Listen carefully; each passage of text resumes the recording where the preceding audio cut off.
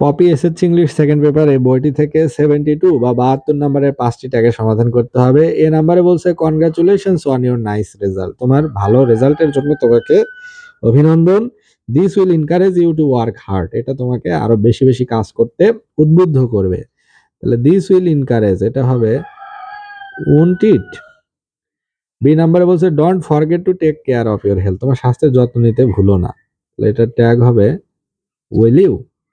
C নাম্বারে বলছে all of them have tried hard, তাদের মাঝে সবাই বেশ চেষ্টা করেছে, তাহলে all of them have tried hard, তাহলে এটার ট্যাগ হবে হ্যাভেন্ট দে।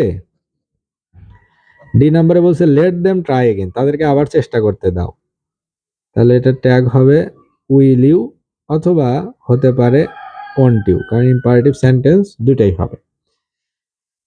ই নাম্বারে বলছে শি হার্ডলি কামস হেয়ার, সেখানে আসে না বললেই চলে, এটার ট্যাগ হবে ডাজ শি।